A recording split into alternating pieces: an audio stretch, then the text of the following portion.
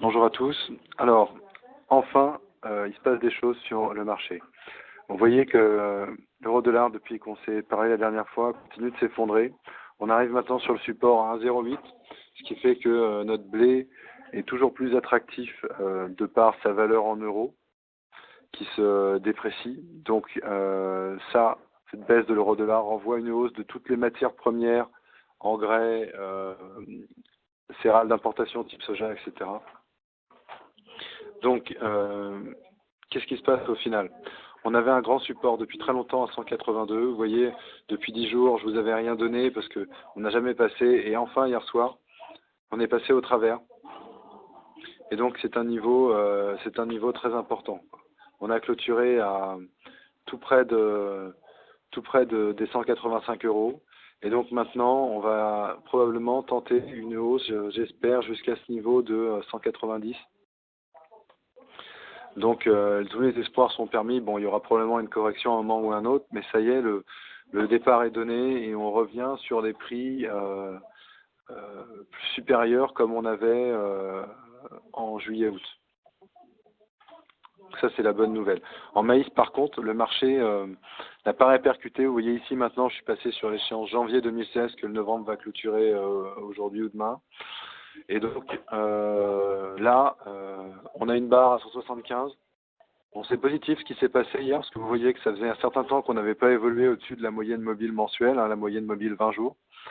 Et donc, on change un peu de tendance, donc peut-être aller voir sur le 75-70, mais sans donner de signal de hausse encore en maïs. Colza, on est toujours dans une tendance haussière, mais une tendance haussière qui faiblit. Attendez, je vais changer l'échéance, que ça va pas. Vous voyez ici, c'est l'échéance novembre qui est maintenant clôturée. Excusez-moi pour cette petite adresse. Alors, le colza.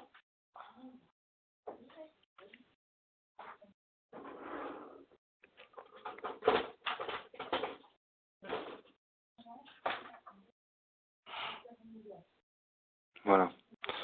Donc, je vous ferai un graphique plus propre pour la dernière fois, mais le colza est dans une tendance haussière, plutôt en bas de courbe. Regardez.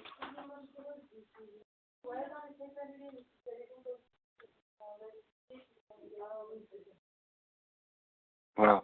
Donc le colza tranquillement dans sa tendance haussière. En ce moment, plutôt sur le bas de sa courbe, mais dans une tendance globalement dynamique à la hausse, quoi. Prochain point en colza, ça va être celui-là, autour de 390 euros. Voilà pour celui-là. Tourteau de soja.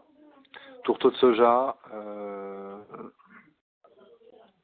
Là, effectivement, la baisse de l'euro-dollar renvoie à une dépréciation, comme c'est sur le marché américain, renvoie à une dépréciation du cours américain, qui est dans une tendance plutôt à la baisse, mais qui est en train de s'arrêter sur son support à 298. Donc ça fait très longtemps qu'on n'a pas été aussi bas, très très longtemps. Ça semble un point d'achat assez pertinent. Voilà. On a déjà vu 10 dollars par tonne plus bas, mais on n'a jamais vu beaucoup plus bas. Donc attention, on rentre dans une zone d'achat intéressante en tourteau de soja, en moins techniquement. Je vous remercie de m'avoir écouté et à très bientôt.